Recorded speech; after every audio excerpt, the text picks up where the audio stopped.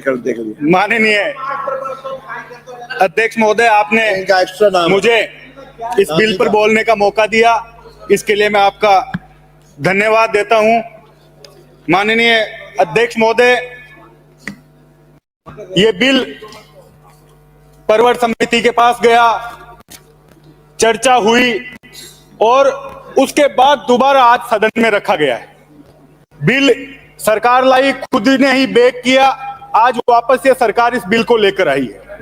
मुझे ये समझ नहीं आता अध्यक्ष महोदय कि इस बिल में राजस्थान की सरकार अभिभावकों को, बच्चों को प्रोटेक्ट कर रही है या उन कोचिंग माफियाओं को इस बिल में प्रोटेक्ट कर रही है। आज मैं आप सबसे पूछना चाहता हूं, जैसा नेता प्रतिपक्ष महोदय ने बोला कि क्यों आपने जो उन पे फाइन था उसको घटाकर कम किया, क्यों आपने 50 से उसको 100 में आप लोग ले गए, और ये पूरा बिल, अभी मंत्री महोदय इस पे बोल रहे थे कि ये कोचिंग उद्योग, माननीय अध्यक्ष महोदय, इस राजस्थान में हम बच्चों को शिक्षा देना चाह रहे हैं। अगर हम इसे उद्योग की संज्ञा देंगे तो वहां तो मशीन की तरह काम होगा। आप ये बिल लेकर आए कि बच्चों की आत्महत्या कैसे रोक सकते हैं, लेकिन जिस बिल को कठोर करना चाहिए था उस बिल को लचीला करके सरकार लाई है। और उसका कारण मुझे समझ नहीं आता कि जिस आत्महत्या की बात को आप लोग फैलाकर पूरे राजस्थान में, कोटा में जिस तरह से बच्चों ने आत्महत्याएं की और कोचिंगों में जो आत्महत्याएं हुई, उससे इस राजस्थान को नुकसान हुआ, हमारी यहाँ जो छवि थी वो खराब हुई।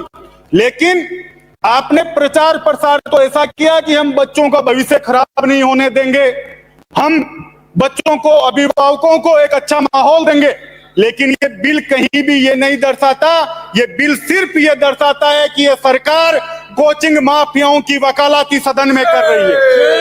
माननीय अध्यक्ष महोदय, इस बिल में लिखना चाहिए था कि जो आज कोचिंग्स के आसपास नशा फैल रहा है, माननीय मंत्री जी, कोचिंगों के आसपास बच्चों में, स्कूलों में जिस तरीके से नशा फैल रहा है, सूखा नशा फैल रहा है, उस पर कोई चर्चा नहीं हुई। उस पर आप जो ड्रग माफिया है उस पर कठोर कार्रवाई, कठोर से कठोर उसकी सजा का प्रावधान करो, तब जाकर उन बच्चों का भविष्य सुरक्षित रहेगा। आप इस सदन में आपने रखा है, मेरे से पूर्व मनोज मेघवाल जी ने भी बोला कि आप जिस समुदाय से आते हो, जो गरीब तबका है, जिसकी आय नहीं है, उसको आप इस बिल में ये व्यवस्था देते कि उन बच्चों को सरकार फ्री कोचिंग देगी जिससे वो अपना भविष्य बना सके। आज अध्यक्ष महोदय, आज जितनी ऑफलाइन कोचिंग है उससे ज्यादा ऑनलाइन कोचिंग पूरे इस राजस्थान में फैली हुई है। ऑफलाइन 2000, ऑनलाइन 7 लाख बच्चे। आप ये व्यवस्था करो कि अच्छे से अच्छा प्रोफेसर जिसके नोट्स हैं, वो जिनकी आय कम है, जो गरीब बच्चा है, उसको सरकार उपलब्ध कराएगी। आप ये लेकर आओ कि जो कोचिंग है मनमानी फीस वसूल कर रही है, आरटी की तरह उन कोचिंगों में भी जिन बच्चों की फीस देने की क्षमता नहीं है, उन बच्चों का एडमिशन सरकार करवाएगी।